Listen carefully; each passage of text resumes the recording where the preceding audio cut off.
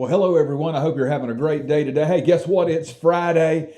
We're dealing with the subject that we have called entitlement, the enemy of excellence. Now, without a doubt, we know that entitlement is absolutely the enemy of excellence, because when you feel entitled to something, when you feel like you deserve something, when you feel like that you're just, owed something because of who you are, when you feel like that, you're not going to work or serve or live or obey. You're not going to do any of that with excellence to try to earn it, because you feel like you're entitled to it. And that's what we are trying to overcome. Because no place in the scriptures does the Bible teach that we're entitled to anything. Yet from Genesis 1:1 to Revelation 22 and 21, you find all kinds of people that think they are entitled, and they find out that they're not, because the Bible puts emphasis on hard work and on the main principle of sowing and reaping, and that in itself requires excellent and diligent work. Because in order to keep that cycle of sowing and reaping going, we've got to constantly sow. We cannot just sit there and do nothing. And here's the thing. Everything in life comes from sowing and reaping, whether it be prosperity, success, friends, spiritual growth, financial growth, promotion, whatever it is. It requires work. It requires excellent service. The only thing that comes free, my friend, is salvation. And that comes through the price that Jesus Christ was willing to pay. Now, what we started doing yesterday, we started looking at some of the characteristics of this entitled culture. We named two of them. The first one was entitled people focus more on what they think they are owed than what they contribute. And number two, entitled people constantly murmur and complain. I bet you could stop right now and think of somebody that you know without a doubt thinks that they're entitled to something because they murmur and complain. And hey, guess what? It might actually be you, because we've all got a little bit of that murmur and complain inside of us, don't we?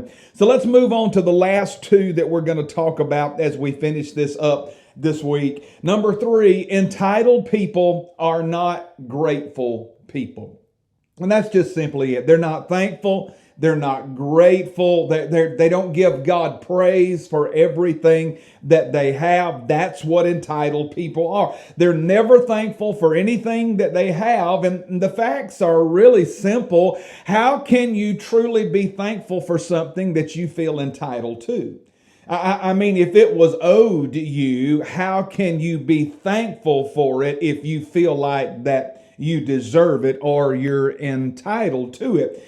So it causes us to stop and ask questions about the everyday things in life. When was the last time you were thankful for the house you have? Not the house you want, not the house that your neighbor lives in. You're not entitled to that. You're not even entitled to the one that you live in. That comes from hard work. But when was the last time you were really thankful for the house you have? What about the food that you have? And I'm talking about the food in your house. When was the last time you were thankful for the clothes that you have, or for the job that you have? I know we spend a lot of time complaining about the job that we have. And we learned yesterday that when we complain about things like that, it's because we feel entitled to something. And now we're learning that entitled people aren't thankful for anything. So when was the last time you were thankful for the job that you have? Let's face it, you could not have a job at all. When was the last time you were thankful for the spouse that you have? Or how about this, the church that you have? When was the last time you were really thankful for the church and the pastor and the worship team and the leaders and the people that you worship with? When was the last time you were truly thankful for the church that you have? Oftentimes, so many people find themselves doing nothing but complaining about their church or feeling entitled to something else or something better. And what you find out is that entitled mentality causes you to be thankful for nothing. And then you could take this on to your finances and anything else that you want. The reason that I believe that we're not thankful is because we have so much to be thankful for, and the entitled mind sees none of it because it always believes that it deserves better. We need to remember that regardless of how insignificant what we have may seem, it is so much more than the hell that we actually deserve. I wonder what would happen today if God decided to take away every little thing that we aren't thankful for on a daily basis. Well, let's look at number 4 real quick before our time runs out. Entitled people are not content in the changing seasons of life. You know, entitled people always feel like that nothing is going their way because they're not content with what God has provided in that particular season that they're in. So they find themselves perpetually frustrated in life, and they have no peace of mind because they're not content with what God has given them in that phase of life. Whether you know it or not, believe it or not, friend, life is full of changes and stages. There are always ups and downs in life. That it's always there. Everything's not always up. Everything's not always down. It's a constant barrage of changes, and we've got to learn to be content with what God has provided in the season that we are in. That's the only way that we will overcome this frustration that we have because we feel entitled to everything being the same all the time. And it's the only way we'll ever have peace of mind. Paul said in Philippians 4, don't be anxious about anything, but in every situation, by prayer and petition with thanksgiving, present your requests to God, and the peace of God that transcends all understanding will guard your hearts and minds in Jesus Christ. So there's where the peace comes in. Then he jumped down about 3 verses and he said, I rejoice greatly in the Lord that at last you renewed your concern for me. Indeed, you were concerned, but you had no opportunity to show it.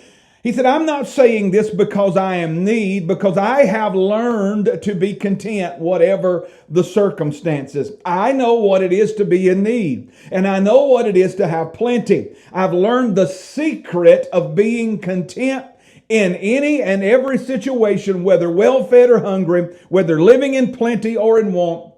I can do all of this through Christ who gives me strength.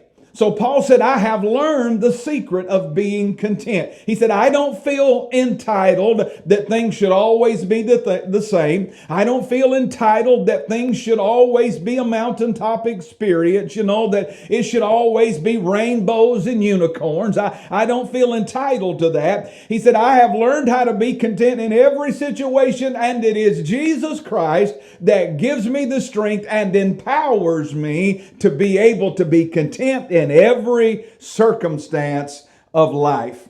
Well, hey, these 4 things that we have looked at yesterday and today, you can take those things and compare them to your life, and if you see them in there, you can easily recognize that entitlement mentality is working overtime in your life. And the way to get rid of it is to recognize these things, put a stop to them, and learn how to be thankful for everything and content with all that God has provided. Well, hey, it's been good being with you this week. I look forward to being with you in worship this Sunday and then on Monday as we start a brand new series of Take 5 devotions. Until then, God bless you. Have a great weekend. Remember, friend, trust the Lord. He will never fail you.